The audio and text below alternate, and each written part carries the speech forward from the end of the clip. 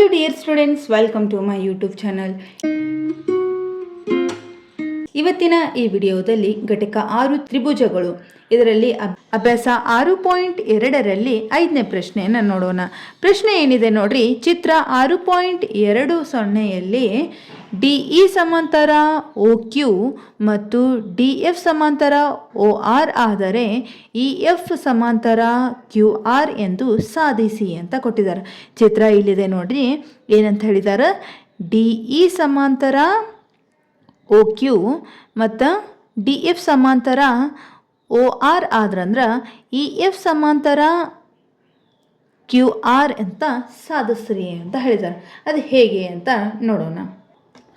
First ನಾವು ಏನು ಮಾಡಬೇಕು? ಇಲ್ಲೇ DE ಸಮಾಂತರ OR ಅಂತ ಕೊಟ್ಟಿದ್ದಾರೆ ಅವರು. ಅದನ್ನು ನೋಡ್ಕೋಬೇಕಾ? ಹಾಗಾದ್ರೆ ನಾವು ಏನು ಕನ್ಸಿಡರ್ ಮಾಡಬೇಕಿಲ್ಲೇ POQ ಅನ್ನೋ ತ್ರಿಭುಜವನ್ನು ಕನ್ಸಿಡರ್ ಮಾಡಬೇಕು. ಅವಾಗ ಏನಾಗುತ್ತೆ ನೋಡ್ರಿ. ತ್ರಿಭುಜ POQ ಅಲ್ಲಿ OQ ಸಮಾಂತರ DEನ OQ ಸಮಾಂತರ DE ಐತೆ. ಥೇಲ್ಸ್ ಪ್ರಮೇಯದ ಪ್ರಕಾರ ಥೇಲ್ಸ್ನ ಪ್ರಮೇಯದಂತೆ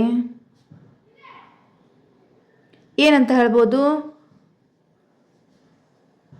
PE divided by EQ is equal to PD divided by OD ಅಂತ ಹೇಳ್ಬೋದಾ? ಅಂದರೆ PE ಡಿವೈಡೆಡ್ ಬೈ EQ ಹೌದಾ is equal to PD divided by OD ಅಂತ ಹೇಳ್ಬೋದಾ? ಅಥವಾ DO ಎರಡು ಒಂದೇ, ಇದನ್ನು ಹೇಳ್ಬೋದು. ಹಾಗಂದ್ರೆ ಇದಕ್ಕೇನನ್ರಿ ಸಮೀಕರಣ 1 ಅಂತ ಹೆಸರು ಕೊಡ್ರಿ. ನೆಕ್ಸ್ಟು POR ಒಳಗೆ ಏನಾಗುತ್ತೆ ನೋಡ್ರಿ. ತ್ರಿಭುಜ POR ಅಲ್ಲಿ ಏನು ಕೊಟ್ಟಿದ್ದಾರ? DF ಸಮಾಂತರ OR ಅಂತ ಕೊಟ್ಟಿದ್ದಾರ. ಹೌದು. ಥೇಲ್ಸ್ ಪ್ರಮೇಯದ ಪ್ರಕಾರ ಏನಾಗುತ್ತೆ ನೋಡ್ರಿ. PF divided by FR PF divided by FR is equal to PD divided by DOನ PD ಡಿವೈಡೆಡ್ ಬೈ DO ಅಥವಾ OD ಎರಡು ಒಂದೇ. ಇದಕ್ಕೇನಂದ್ರೆ ಸಮೀಕರಣ 2 ಅಂತ ಹೆಸರು ಕೊಡ್ರಿ. ಇವಾಗ ಸಮೀಕರಣ 1 ಮತ್ತು 2 ಹೋಲಿಸಿದಾಗ ಏನಾಗುತ್ತೆ ನೋಡ್ರಿ. ಇಲ್ಲೇ ಸಮೀಕರಣ 1ರಲ್ಲಿ RHS ಒಳಗೆ, ಸಮೀಕರಣ 2ರಲ್ಲಿ RHS ಒಳಗೆ ಸೇಮ್ ಅದಾವ.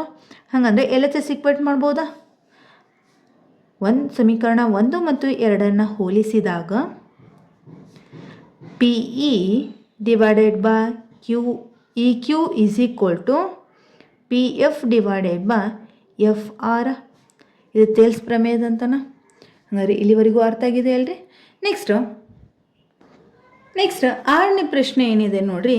ಚಿತ್ರ 6.21ರಲ್ಲಿ AB ಸಮಾಂತರ PQ ಮತ್ತು AC ಸಮಾಂತರ PR ಆಗುವಂತೆ AB ಮತ್ತು Cಗಳು ಕ್ರಮವಾಗಿ OP, OQ ಮತ್ತು ORಗಳ ಮೇಲಿನ ಬಿಂದುಗಳು. ಆದರೆ BC ಸಮಾಂತರ QR ಎಂದು ತೋರಿಸಿ ಅಂತ ಕೊಟ್ಟಿದ್ದಾರೆ.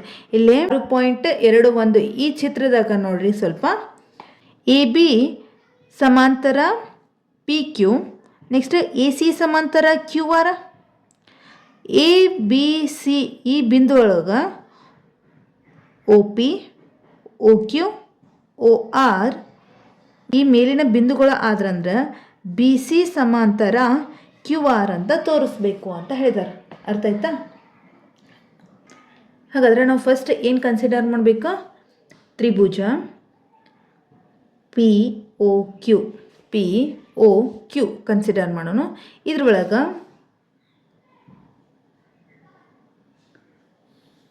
AB ಸಮಾಂತರ PQನ AB ಸಮಾಂತರ ಇದು ಏನ? AB ಸಮಾಂತರ PQ ಐತಿ. ಥೇಲ್ಸ್ ಪ್ರಮೇಯದ ಪ್ರಕಾರ ಏನಂತ ಹೇಳ್ಬೋದು? ಥೇಲ್ಸ್ ಪ್ರಮೇಯದಂತೆ, ಥೇಲ್ಸ್ನ ಪ್ರಮೇಯದಂತೆ ಏನಂತ ಹೇಳ್ಬೋದು? OA ಡಿವೈಡೆಡ್ ಬೈ PAನ PA is equal to OB divided by OQನ OB divided by BQ sorry ಇಲ್ಲಿ ಬಿ ಕ್ಯೂ. ಇದಕ್ಕೇನಂದ್ರೆ ಸಮೀಕರಣ 1 ಅಂತ ಹೇಳ್ರಿ. ತ್ರಿಭುಜ ಪಿ ಒ ಆರ್ ಒಳಗೆ ಆರ್ ಅಲ್ಲಿ ಎ ಸಿ ಸಮಾಂತರ ಪಿ ಆರ್. ನೆಕ್ಸ್ಟ್ ತೆಲ್ಸ್ ಪ್ರಮೇಯದ ಪ್ರಕಾರ ಏನು ಹೇಳ್ಬೋದು? O A divided by O P is equal to O C divided by O R ಅಂತ ಹೇಳ್ಬೋದಾ? ಇದಕ್ಕೇನಂತ್ರಿ ಸಮೀಕರಣ 2 ಅಂತ ಹೆಸರು ಕೊಡ್ರಿ. ಇಲ್ಲಿ ಸಮೀಕರಣ 1 ಮತ್ತು 2ರಲ್ಲಿ ಎಲ್ ಎಚ್ ಎಸ್ ಸೇಮ್ ಅದಾವ, ಹಾಗಂದ್ರೆ ಆರ್ ಎಚ್ ಎಸ್ ಅನ್ನು ಈಕ್ವೇಟ್ ಮಾಡ್ಬೋದಾ? ಸಮೀಕರಣ 1 ಮತ್ತು 2 ಹೋಲಿಸಿದಾಗ ಏನಾಗುತ್ತೆ ನೋಡ್ರಿ. ಹೋಲಿಸಿದಾಗ O B divided by B Q is equal to O C divided by O R ಆಗುತ್ತಾ? ಸಾರಿ, ಇಲ್ಲಿ ಸಿ ಆರ್. ಓಕೆ, ಇದು O C divided by C R ಆಗಬೇಕು. ಸಿ ಆರ್, ಇದು O C divided by C R. Okay, ಇಲ್ಲಿ ಇವು ಎರಡು equal ಆಗಿದಾವ ಅಂದ್ರೆ B C divided by Q R equal ಆಗುತ್ತಾ? ಹಾಗಾದ್ರೆ ನಾವು ಏನಂತ ಬರಿಬೋದು? ಆದ್ದರಿಂದ ಥೆಲ್ಸ್ನ ವಿಲೋಮ ಪ್ರಮೇಯದಂತೆ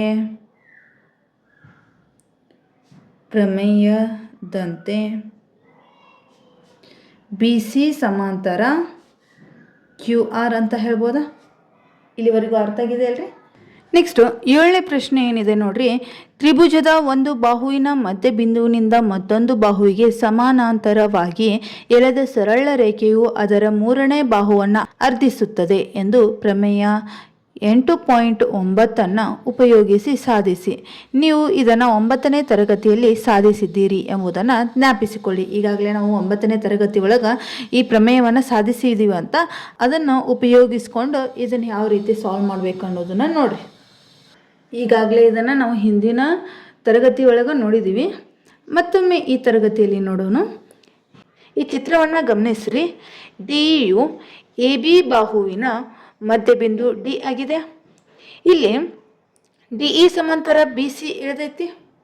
ಹಾಗಂದ್ರೆ ಥೆಲ್ಸ್ ಪ್ರಮೇಯದ ಪ್ರಕಾರ ಏನಾಗುತ್ತಾ? ಬರೀ ನೋಡೋಣ. ಡಿ ಯು ಎ ಬಿ ಬಾಹುವಿನ ಮಧ್ಯಬಿಂದು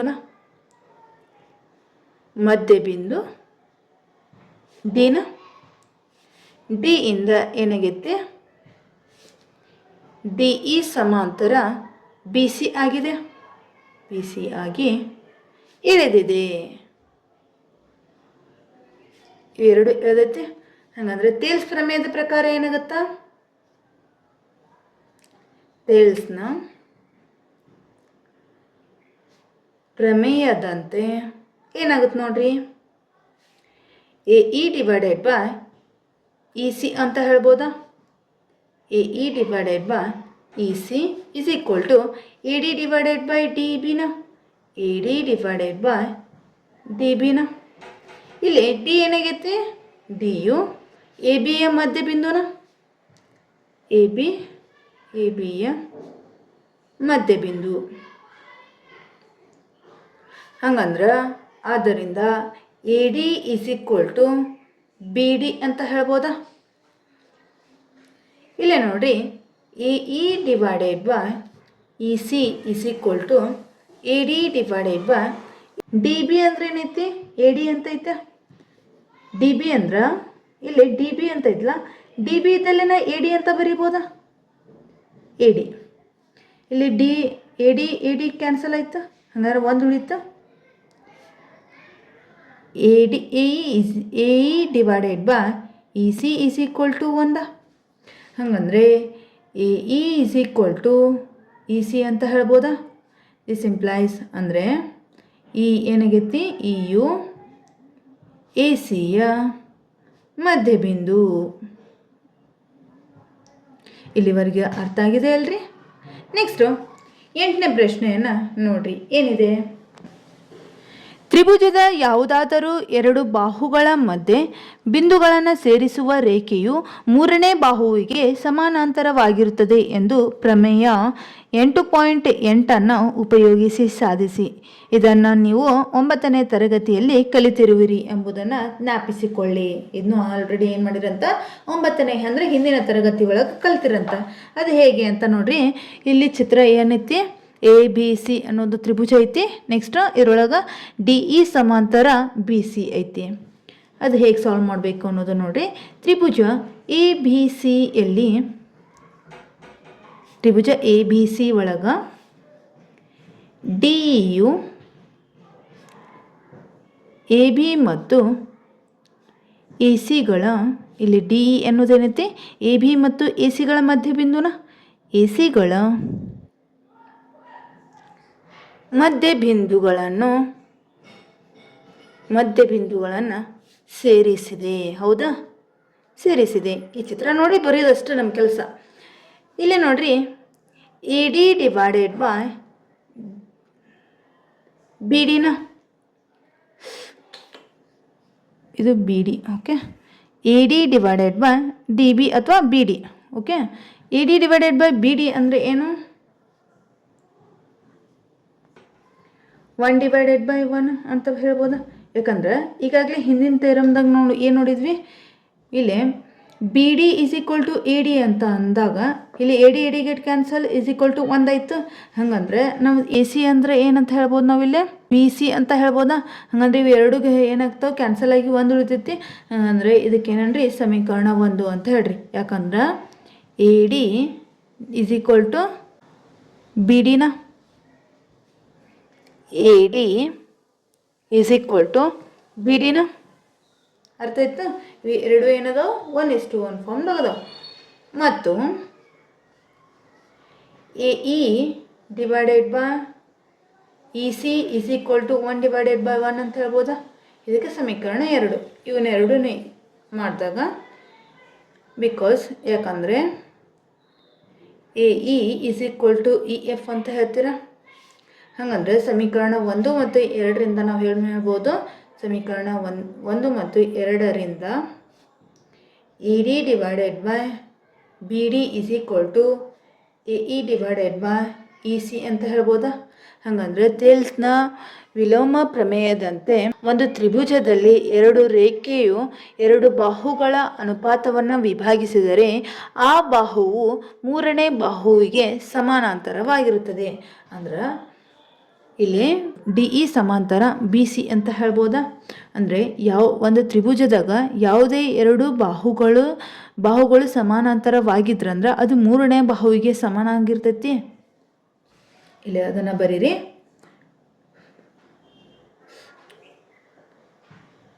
ಥೇಲ್ಸ್ನ ವಿಲೋಮ ಪ್ರಮೇಯದಂತೆ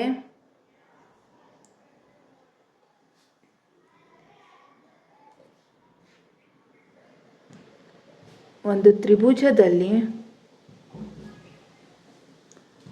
ಒಂದು ರೇಖೆಯು ಎರಡು ಬಾಹುಗಳನ್ನು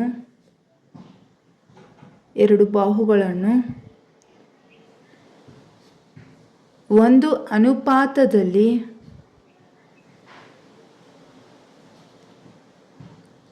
ಭಾಗಿಸಿದರೆ ಆ ಬಾಹುವು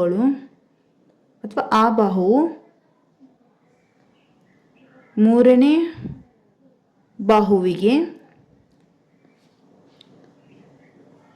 ಸಮಾಂತರವಾಗಿರುತ್ತದೆ. ಆದ್ದರಿಂದ ಡಿ ಇ ಸಮಾಂತರ ಬಿ ಸಿ.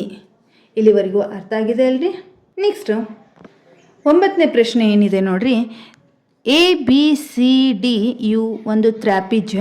ಇದರಲ್ಲಿ ಎ ಬಿ ಸಮಾಂತರ ಡಿ ಸಿ ಮತ್ತು ಕರ್ಣಗಳು ಪರಸ್ಪರ ಓ ಬಿಂದುವಿನಲ್ಲಿ ಛೇದಿಸುತ್ತವೆ.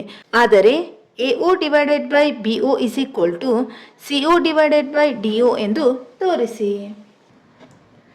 ಈ ಥರ ಚಿತ್ರವನ್ನು ಡ್ರಾ ಮಾಡ್ಬೇಕು ನೀವು. ಏನೋ ಎ ಬಿ ಸಿ ಡಿ ಒಳಗೆ ಇ ಒ ಮತ್ತು ಡಿ ಸಿ ಏನಾಗಿದಾವೆ, ಸಮಾಂತರವಾಗಿದ್ದಾವೆ. ರಚನೆ: ಓ ಬಿಂದುವಿನ ಮೂಲಕ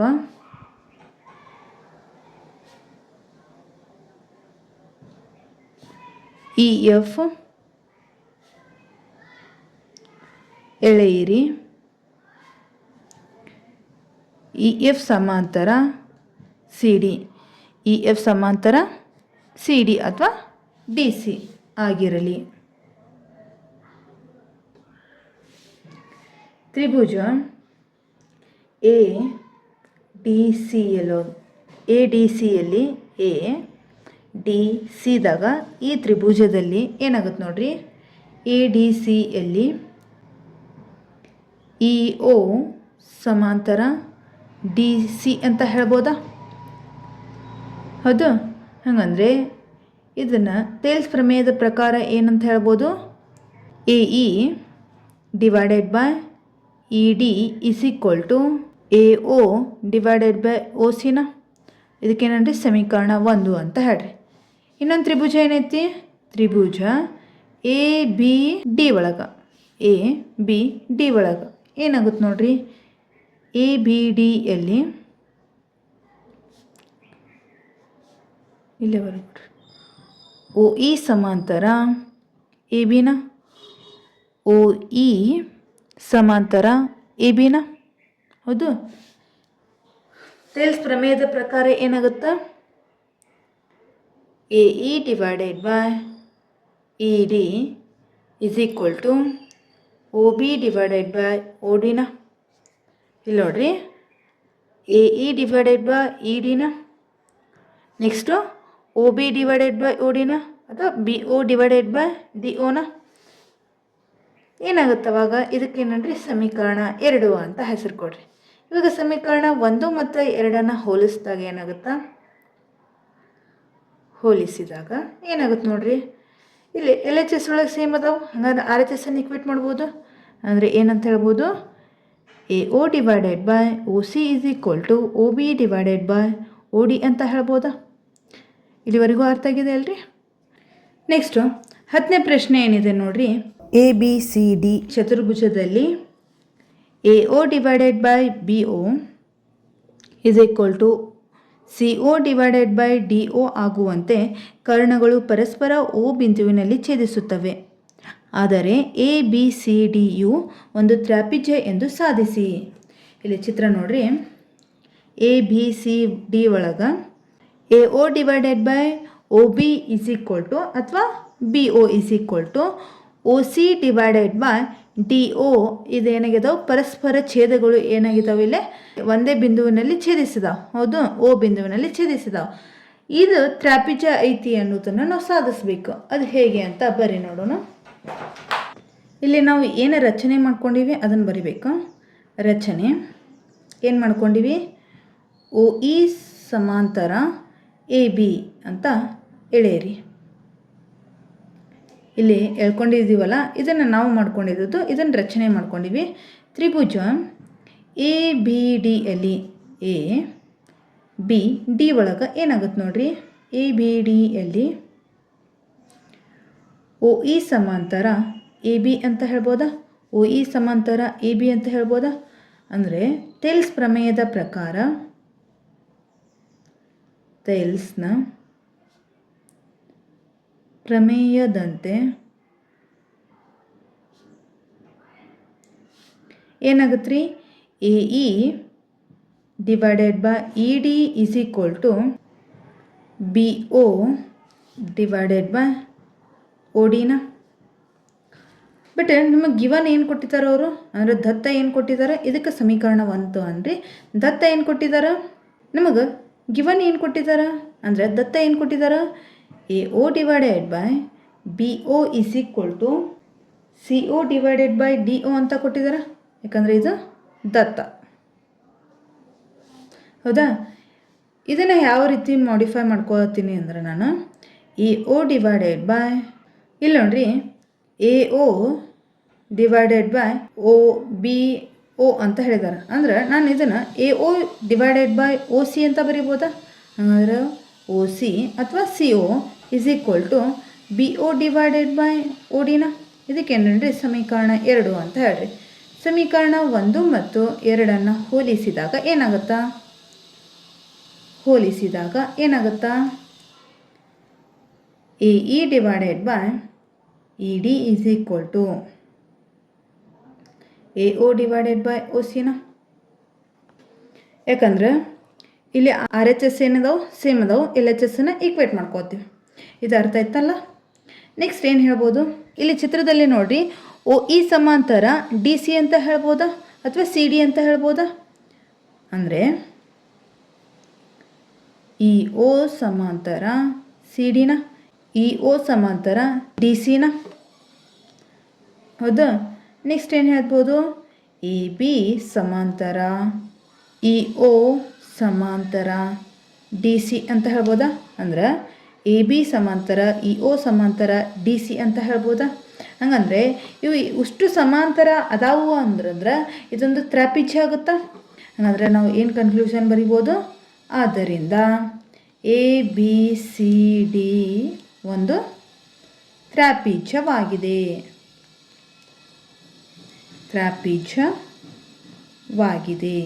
ಇಲ್ಲಿವರೆಗೂ ಅರ್ಥ ಆಗಿದೆ ಅಂತ ಅನ್ಕೋತೀನಿ. ನಿಮಗೇನಾದರೂ ಇದರಲ್ಲಿ ಡೌಟ್ಸ್ ಇದ್ದರೆ ಕಮೆಂಟ್ ಬಾಕ್ಸ್ನಲ್ಲಿ ಕಮೆಂಟ್ ಮಾಡಿ, ಹಾಗೆ ನಮ್ಮ ಚಾನಲನ್ನು ಸಬ್ಸ್ಕ್ರೈಬ್ ಮಾಡಿ. Thanks for watching. ಈ ವಿಡಿಯೋ ಇಷ್ಟ ಆದರೆ ಲೈಕ್ ಮಾಡಿ, ಶೇರ್ ಮಾಡಿ, ಕಮೆಂಟ್ ಮಾಡಿ, ಹಾಗೆ ಸಬ್ಸ್ಕ್ರೈಬ್ ಮಾಡಲು ಮರಿಬೇಡಿ.